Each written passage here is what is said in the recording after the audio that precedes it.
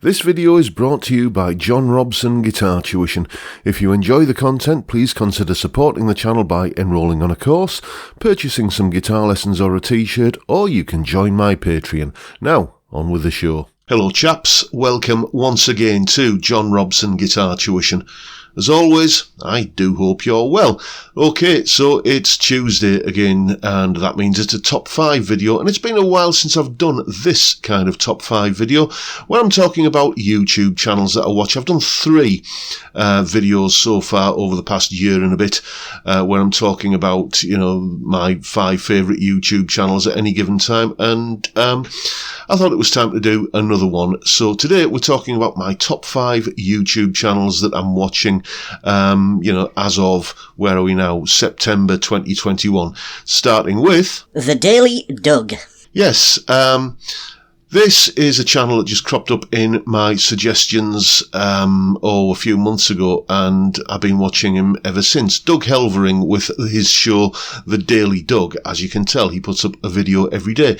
It's basically these kind of reaction sort of videos, where somebody, kind of reacts to a piece of music or something that they've never encountered before. And all of Doug's videos are labelled as Classical Composer Reacts to, and then insert name of band. He's done Metallica, he's done Dream Theater, he's done Genesis, he's done Marillion, he's done Iron Maiden, he's done a lot of Iron Maiden actually, and Yngwie Malmsteen and various things. And he just puts the piece of music on, having never heard it before, and just, walks you through it and tells you what his thoughts are as he's going through it. The amazing thing for me is he's either very good at faking it or he just has perfect pitch, because he'll put it on and he'll be like, okay, yeah, E minor. And then he's listening to it, it's like, okay, so they're going to the 5th there. Oh, and then there's the flat 7. And, he's basically giving a running commentary of, what's going on in the music as he's hearing it. Which, given the fact that he puts a video out every day, I just don't think he would have the time or the resources to sit there and do all of this in advance and rehearse it and then put the video out.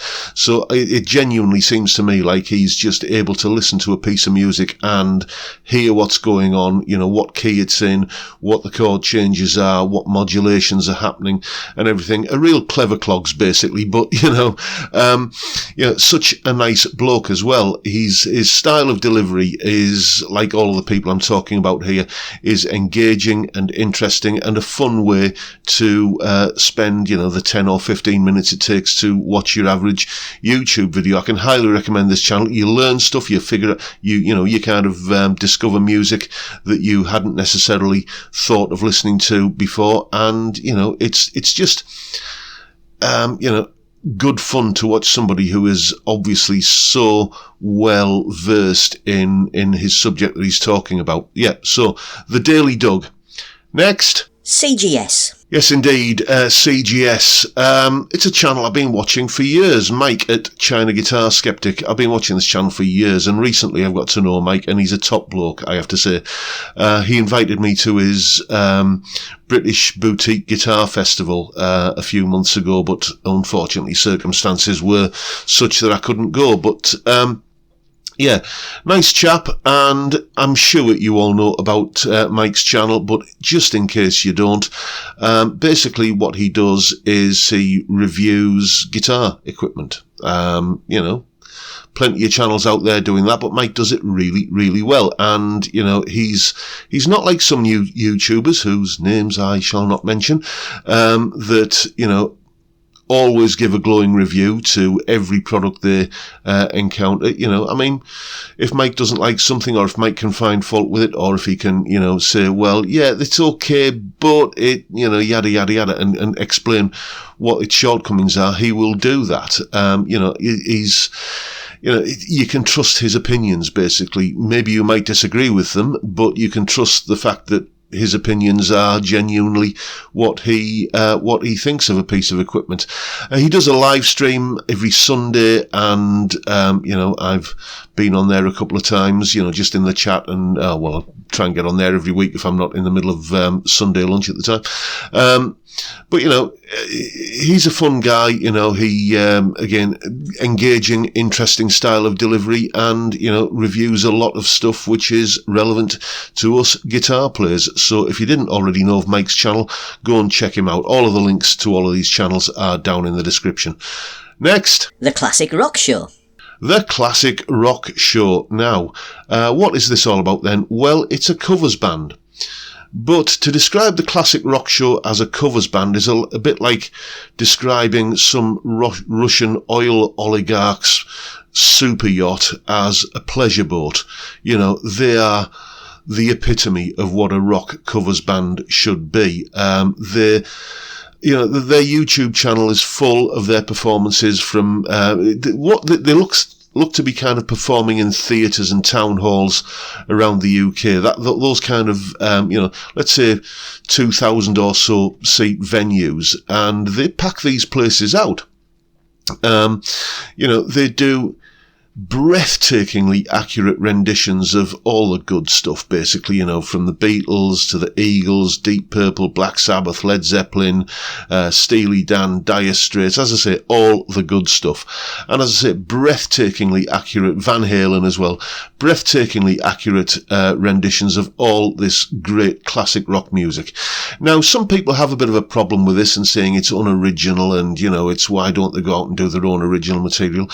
The thing is, though, I really think tribute bands, because this is what the Classic Rock Show are, tribute bands fulfill an important role, because as you know, these, let's call them legacy rock bands, you know, start to get old and, you know, sadly some of them are no longer with us, then who's going to keep that music alive? It's a little bit, for me, when people say, oh, it's a tribute band, you know, it's a bit like saying, oh, right, you're going to the symphony. Well, Mozart won't be playing, you know, he's not there anymore. You know, we need to keep the music getting performed and out there and fresh and reaching new audiences.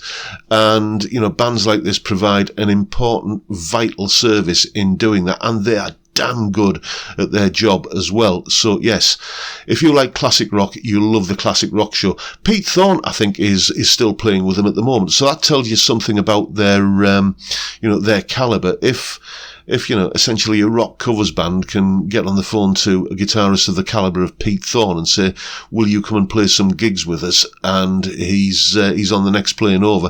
Then you know that, they are good at their job. So Classic Rock Show, check him out. Next. Tim Pearce. Yes, indeed. Tim Pearce. You know, again, probably a channel that you know about, but just in case you don't, Tim is a session guitarist extraordinaire. He's played on so many big hit records: Crowded House, Bon Jovi, Adele, you know, so many people. Just those are just the ones that I can think of off the top of my head. And, you know, his channel is usually him relating anecdotes about what it was like to play on a session with this big name, or how he got the tone for the solo on this big hit record, or, you know, and educating you on how he approaches a solo and everything.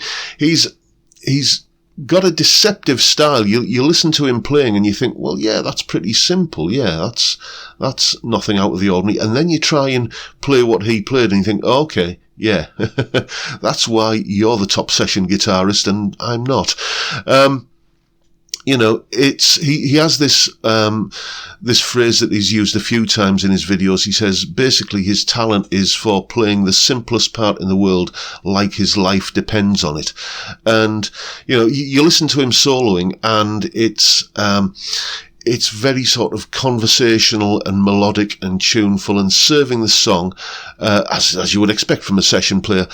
And then he'll just kind of throw the spicy stuff at you know, just some beautiful burst of virtuosity, and then he's back into the groove with the melody and everything. And apart from anything else, he is just like all of the people I'm talking about today, just a nice bloke. You know, he's the sort of bloke you'd want to go for a pint with and swap stories with. So, highly recommend Tim's channel if you don't already know it. Tim Pearce Guitar.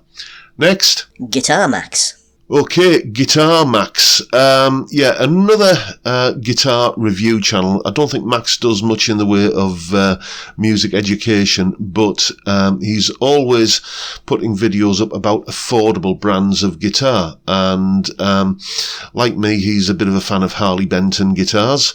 But, you know, also like me, if he doesn't like something, he's going to tell you, and he's going to tell you why and what its shortcomings are.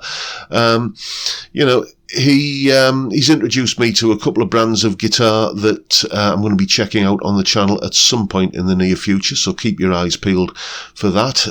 You know, things that he's reviewing, I thought, well, that looks interesting. I'll have to check one of those out. So there's going to be a couple of those coming up. Again, he's an absolute monster of a player. He's very much in that sort of 80s shred metal kind of thing.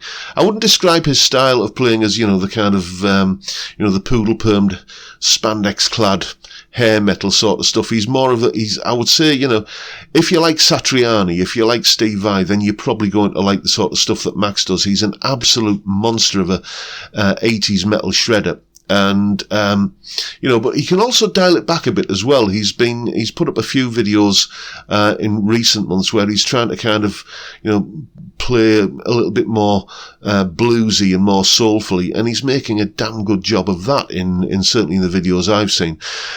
He's the chap that I often quote when I'm talking, usually in the live streams, and people are asking me about budget guitars. And, Max has this mantra that he often, chants or says where he says, we're living in a golden age of cheap guitars at the moment. And, you know, I think we are. You know, you consider the cheap guitars from the 80s, you know, the Marlin Sidewinder, anyone? Yes, indeed. Or going back even further, my first electric guitar, the Woolworths Top 20, dear me. You know, cheap guitars now are just way beyond the wildest dreams of, you know, players like me who kind of cut their teeth in the 80s.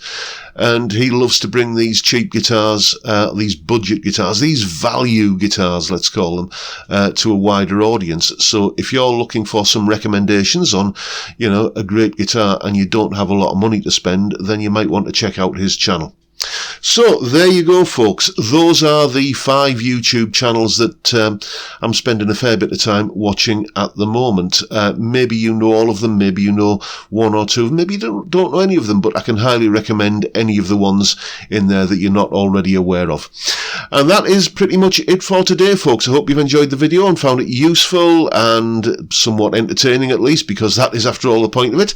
And if that's the case, please hit the subscribe button and the notification bell if you haven't already done so, and why not give me a like while you're at it.